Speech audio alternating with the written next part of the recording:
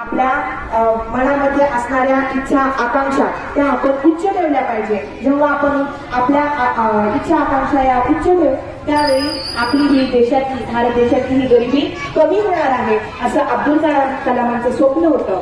आणि अब्दुल कलाम हे विक्रम साराभाई, सतीश धवन ह्या ज्या आपले जे संशोधक होते, चांगले चांगले प्रेरक त्यांना मिळाले, यांचं प्रेरणास्थान घेऊन त्यांनी आपलं कार्य या ठिकाणी चालू ठेवलेलं होतं पहा. आणि शिलाँग हे या ठिकाणी त्यांची सभा होती. शिलाँगला गेल्यानंतर 2015 साली 27 जुलै 2015 साली ते भाषण करत होते.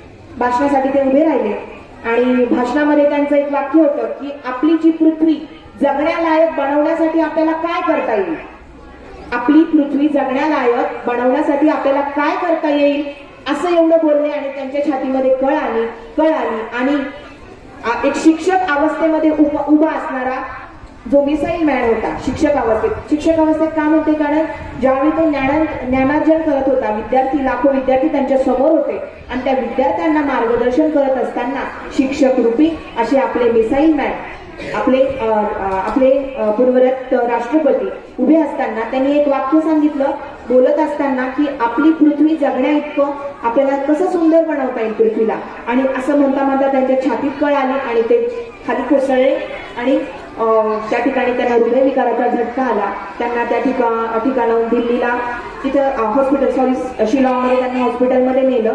त्यानंतर त्यांचा मृत्यू झाला आहे अशी डॉक्टरांनी त्या ठिकाणी घोषित केलं. आणि असा असणारा मिसाईल मॅन ज्यांनी विविध क्षेपणास्त्र, विविध आपले आण्विक ऊर्जा या ठिकाणी आण्विक केंद्र त्यांनी मध्ये इतकं उत्कृष्ट काम केलेला हा मिसाईल मॅन, त्यांनी शेवटचा टेक ऑफ घेतला आणि 27 जुलै 2015 त्यांनी शेवटचा टेक ऑफ घेतला आणि आपल्या जगाला सोडून तो मनुष्य या ठिकाणी चालता झाला. परंतु त्यांनी विद्यार्थ्यांच्या मनामध्ये वाचन करा आणि देशाला प्रगत करा. जर तुम्ही शिक्षित झालात, तुम्ही जर ज्ञानी झालात तरच तुमचा देश हा प्रगतिशील होणार आहे असा शिकवून जाणारा माणूस आपल्या देशाला सोडून गेला. आणि आता शिलाँग दुसऱ्या देशामध्ये, मग त्यांचं पार्थिव भारतामध्ये आणण्यात आलं. दिल्लीला 30 जुलैला त्यांना या ठिकाणी आणलं आणि 30 जुलै 2015 त्यांच्यावर अंतिम संस्कार करण्यात आले.